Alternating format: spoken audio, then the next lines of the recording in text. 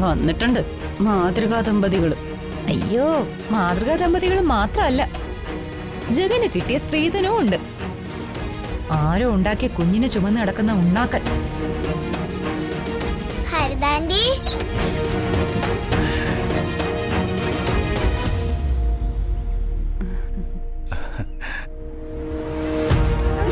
മാറി നിൽക്കങ്ങോട്ട്. വിട്, എനിക്ക് ഹരിതാന്റിയുടെ അടുത്ത് പോണം. ഒരു ഹരിത ഇല്ല.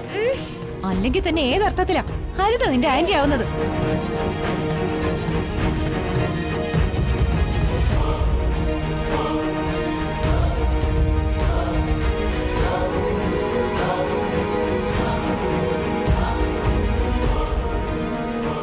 ഏട്ടത്തി, മോളെ വിട്.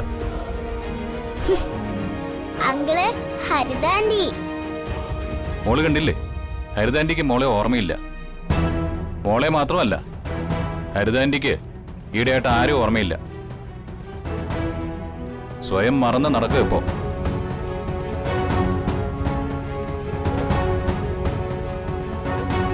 അല്ല ഹരിതേ, ഞാൻ അതല്ല ആലോചിക്കുന്നത്. അഷ്ടിക്ക് വകയില്ലാത്ത എല്ലാത്തിനെയും ഇങ്ങോട്ട് കെട്ടിയെടുക്കാൻ ഇതെന്താ വല്ല സത്രമാണോ?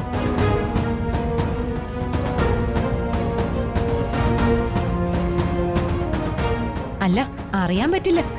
അച്ഛനൊരു പൊതുപ്രവർത്തകനല്ലേ. ഇനി ഗേറ്റിന് മുന്നില് അനാഥാലയം എന്ന വല്ല ബോർഡും വെച്ചിട്ടുണ്ടോ?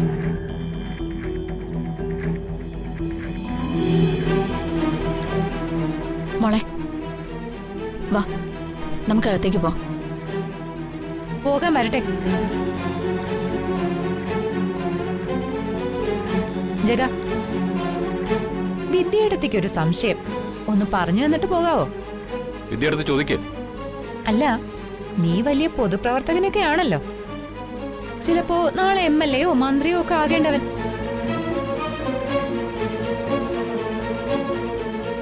നാലാൾ അറിയുന്ന നീ ഇങ്ങനെ പോകുമ്പോ ആളുകൾ എന്തെങ്കിലും വിചാരിക്കില്ലേ? എങ്ങനെ പോകുമ്പോ ആളുകൾ എന്ത് വിചാരിക്കില്ലെന്ന്? നീയും ഭാര്യയും പോകുന്നതൊക്കെ. കൂടെ ഒരു കുട്ടിയെ കൂടി കാണുമ്പോ നമ്മുടെ നാട്ടുകാരല്ലേ, നാവിന് ഇല്ലില്ലാത്തതുകൊണ്ട് എന്തും വിളിച്ചു പറയും.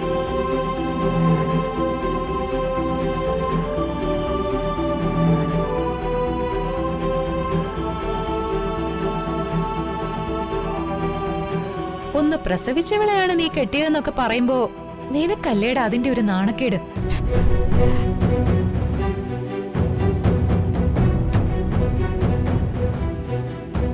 ഏട്ടത്തി പറഞ്ഞാല് കാര്യമില്ലാതെ ഇല്ല.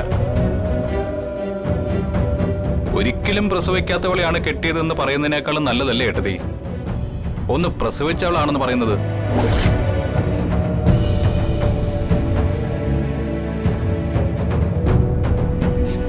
വാടി ഇങ്ങോട്ട്.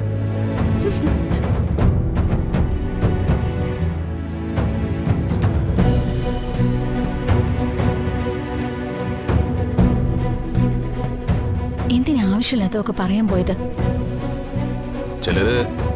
ചിലതൊക്കെ ചോദിച്ചു വാങ്ങുന്നല്ലേ വന്ദനെ.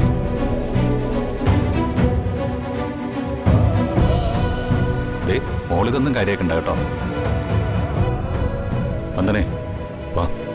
മാനത്തെ കൊട്ടാരം